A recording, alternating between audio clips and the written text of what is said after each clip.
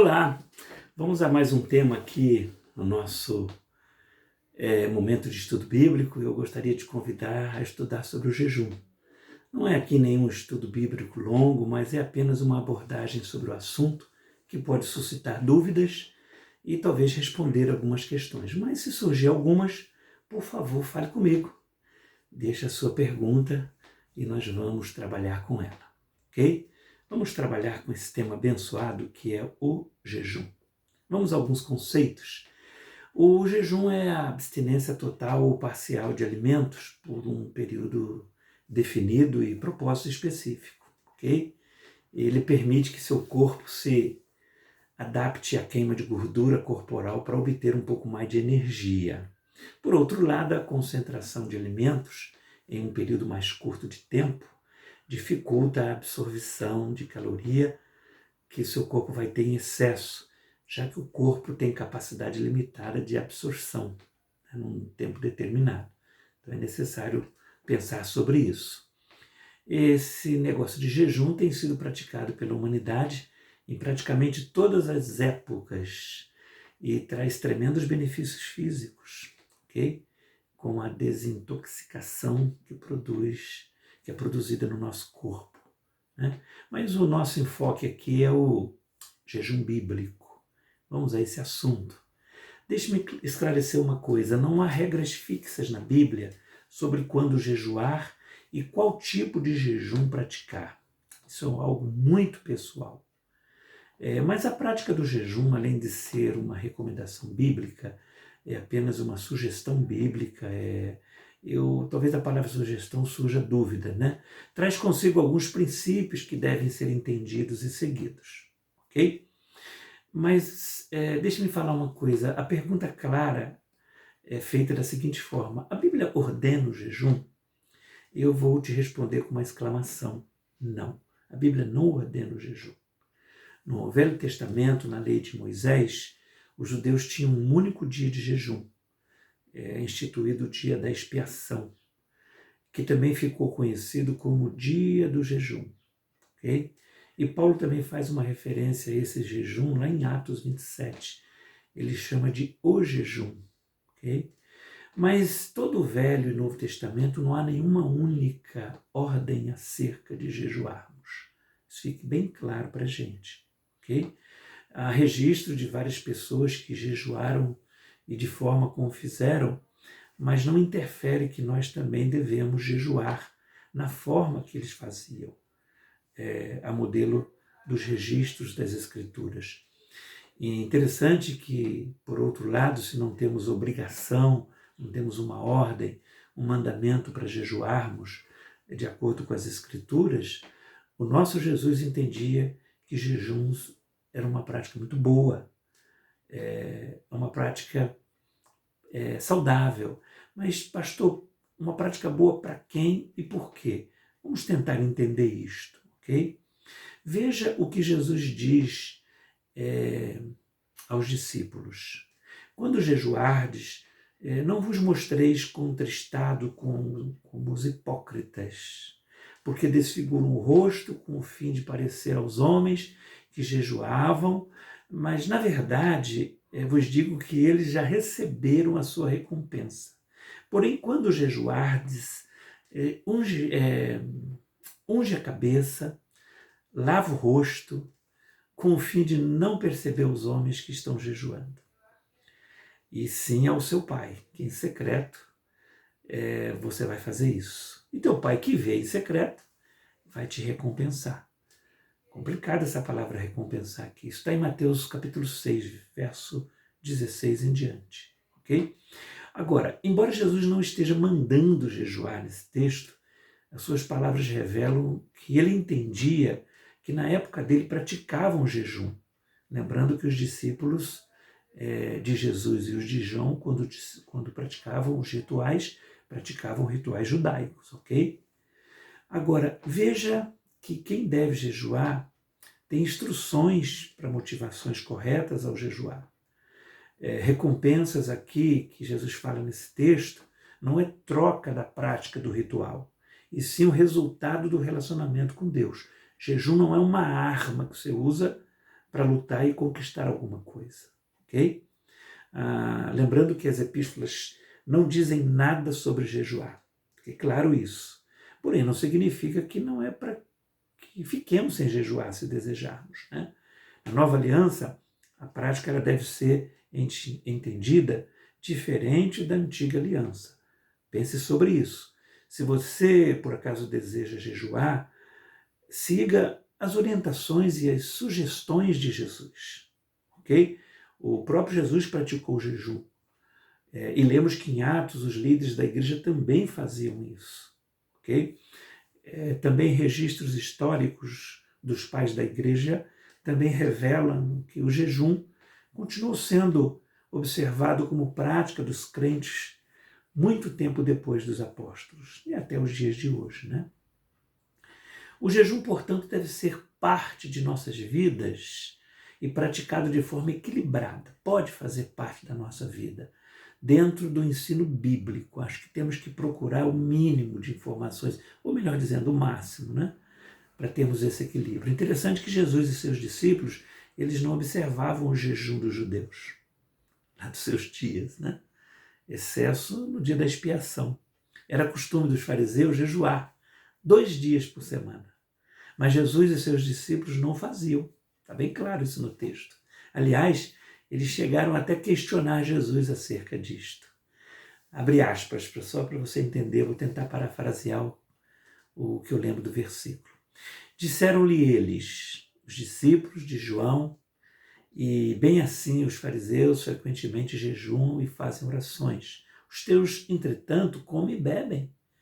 Jesus, porém, lhes disse, podeis fazer jejuar os convidados para o casamento enquanto o noivo está com eles?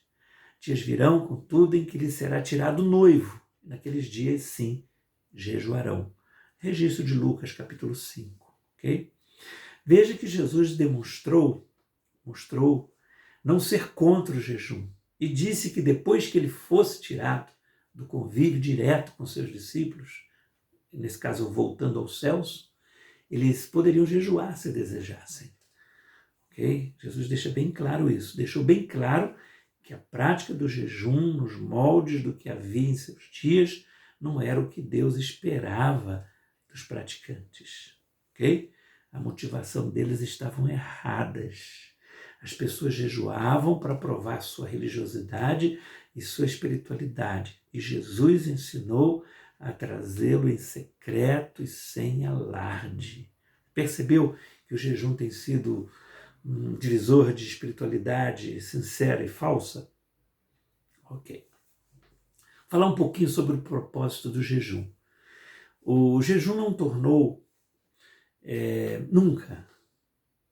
nunca tornará Deus mais bondoso ou misericordioso para conosco. Ele está ligado diretamente a nós, o jejum. A nossa necessidade de romper com as barreiras e limitações da nossa carne. Esse é o propósito do jejum. O jejum deixará nosso espírito atento, pois ele mortifica a carne e aflige a nossa alma, ok? Ele tem o poder de renovar o nosso corpo. É o último agradável, né? A Escritura ensina que a carne milita contra o espírito, ok? Entendo, particularmente, que o propósito primário do jejum é mortificar a carne, né? O que nos fará mais susceptíveis ao Espírito Santo. Quando você está jejuando, você está dizendo para a sua carne que ela não terá participação nos processos de responder a Deus na sua espiritualidade. A carne está excluída, ok? Quero te dizer uma outra coisa, o jejum ele não é, como diz alguns, uma varinha de condão, né? Como diz alguns. Quando jejuamos, não devemos crer no jejum, e sim em Deus. Olha, o meu jejum é forte, o meu jejum é assim, a gente começa a ritualizar o jejum e diferenciá-los de alguns. Preste atenção. Alô? A fé é do espírito e não da carne.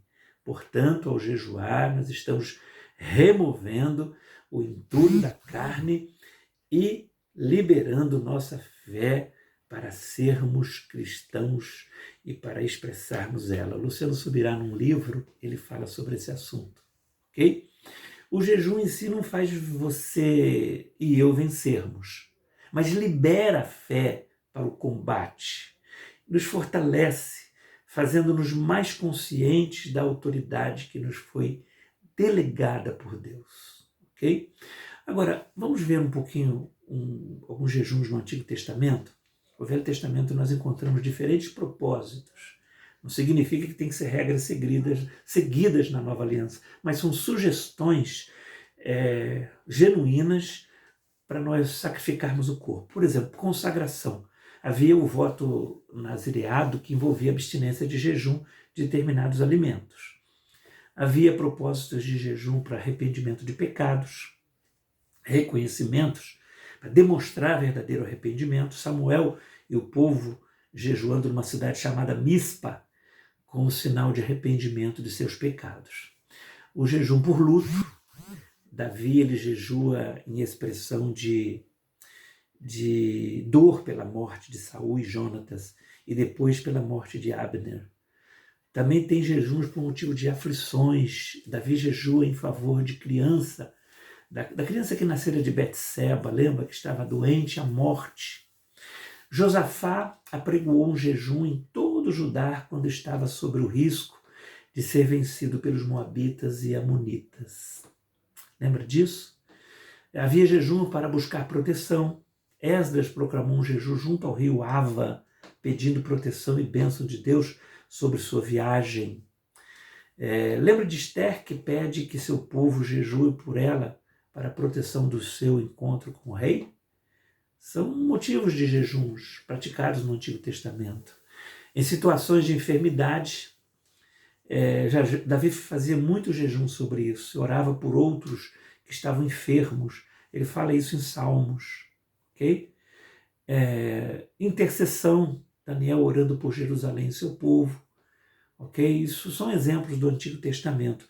Eu vou lembrar agora exemplos de jejuns que, se por acaso nós quisermos fazer, vamos moldar aos genuínos motivos e intenções do reino. Por exemplo, nos evangelhos, quando se preparavam para batalhas espirituais, Jesus mencionou também que determinadas castas que só saíam por meio de jejum e oração, inclusive há de se rever no original esse texto de Mateus 17, viu?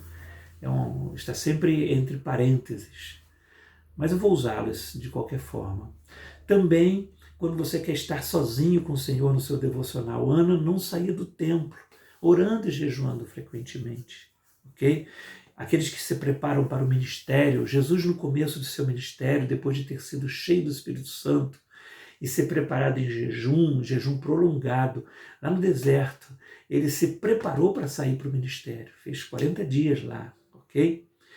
No livro de Atos, os apóstolos, também nós vemos eles praticando jejum em diversas situações, lá no livro de Atos. Eu vou citar aqui, para ministrar ao Senhor, quando eles iam pregar a palavra, ok? Quando eles iam lidar com as coisas espirituais numa administração, ok? Exemplo dos líderes de Antioquia, eles jejuavam para adorar o Senhor.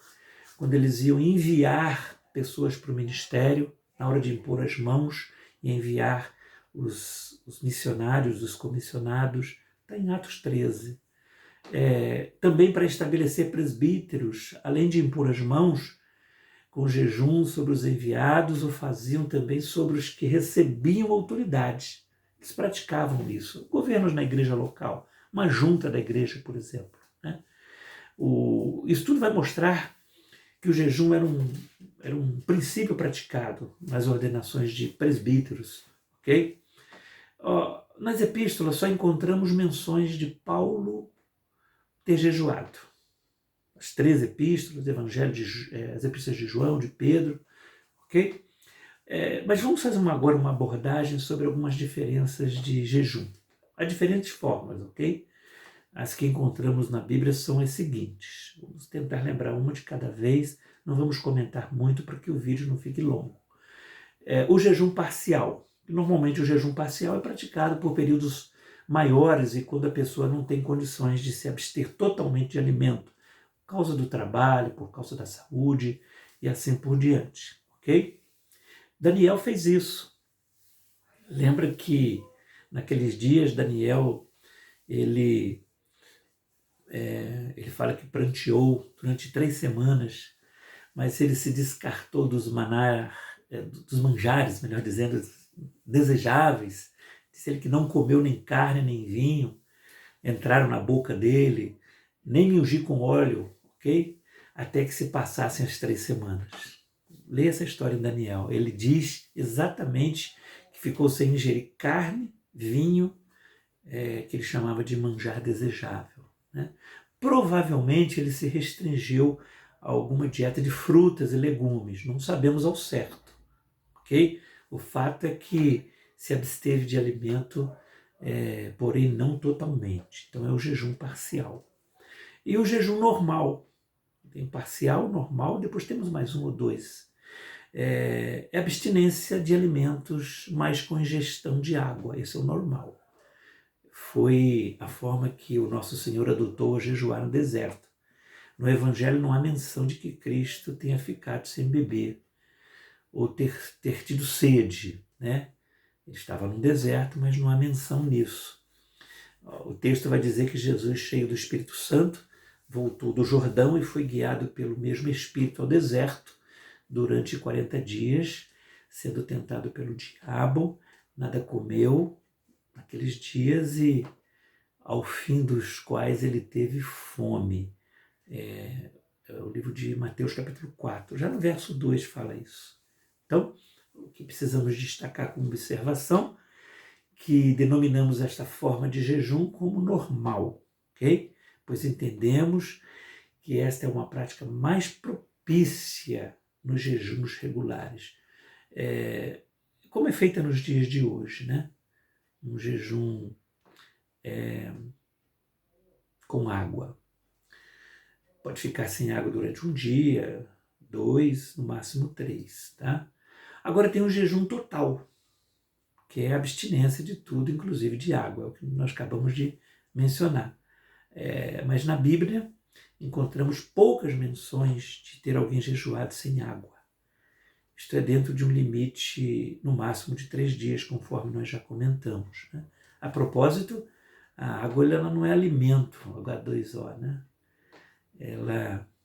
Nosso corpo depende dela, a fim de que os rins funcionem normalmente e que as toxinas não se acumulem no organismo, ok? Existem 2 exemplos bíblicos desse tipo de jejum, um exemplo no Antigo e um exemplo no Novo Testamento.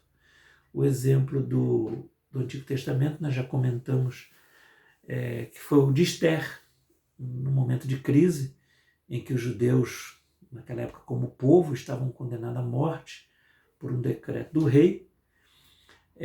Esther pede seu tio, Mardoqueu, que jejue por ela.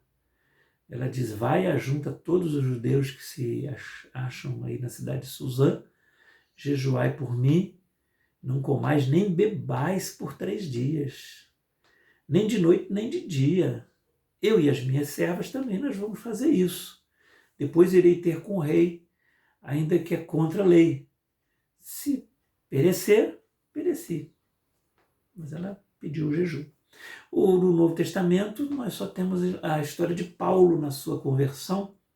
Ele usou uma forma de jejum, esse jejum total devido ao impacto da revelação que ele recebera. Diz o texto, esteve 3 dias sem ver, durante os quais nada comeu e nem bebeu. Atos capítulo 9. Ok? A propósito, devemos cuidar do corpo ao jejuar, para não agredi-lo. Aí seria uma incoerência, né? Você faz um jejum incoerente contra o templo do Espírito Santo na tentativa de agradar a Deus. Lembre-se que estará lutando contra a sua carne, natureza e impulsos, ok? Não é contra o seu corpo que você está lutando, porque ser humano é bom demais e é por Deus. Pastor, fizeram minha pergunta, e a duração do jejum? Bom, se deseja jejuar, perceba que a Bíblia não determina regras deste gênero. Portanto, cada um deve ser livre para escolher quando, como e quanto fazer de jejum, ok? Deixe-me fazer algumas considerações finais para o nosso vídeo não ficar tão longo. Algumas pessoas são extremistas quanto à descrição do jejum, enquanto outros, à semelhança dos fariseus, eles tocam trombetas diante de si. Uma outra coisa interessante, não deve julgar quem não tem a prática do jejum. Isso é muito pessoal, isso não é termômetro de espiritualidade não, ok? Porque haverá períodos em que o Espírito Santo vai nos atrair mais para o jejum e épocas em que quase não sentiremos a necessidade de fazê-lo. Deixe-me dizer algo, eu particularmente, eu não tenho o hábito de jejuar sempre. Faço quando julgo necessário, quando entendo precisar, ok? Que o Senhor Deus seja contigo e te guarde nessa prática. Que seja orientado por Deus a ser um crente espiritual, voltado a essa prática livre que você tem. Cada um com a sua experiência, mas não podemos acrescentar quando jejuei foi melhor aqui, foi melhor ali. É um meio da graça entre todos. Você precisa ter um equilíbrio entre oração, jejum, leitura da Bíblia, comunhão com os irmãos, o seu batismo em águas, a ceia do Senhor. Você precisa ter uma vida devocional livre, não por obrigação, não por estar marcando cartão. E jejum não é para você ficar com a consciência pesada, não fiz. Eu me lembro uma vez, só para terminar, que no final de um culto, uma irmã chegou para mim e falou: pastor Márcio, ore por mim, por favor, eu estou angustiada. E eu falei: vamos orar, mas a senhora poderia dizer especificamente o que é, para que eu possa fazer uma oração com o endereço, para não ficar assim, jogando ao léu, não sei o que se trata, se a senhora puder dizer. Ela me disse: pastor, essa semana eu não fiz os meus 3 dias de jejum, pastor, e agora estou em crise. Orei por ela, pedi para Deus dar graça e força para ela. Porque se ela soubesse que já faria 3 semanas que eu não fazia um jejum, ela ia se escandalizar. Mas é só para você entender, é muito relativo, muito pessoal. Que Deus te abençoe rica e abundantemente.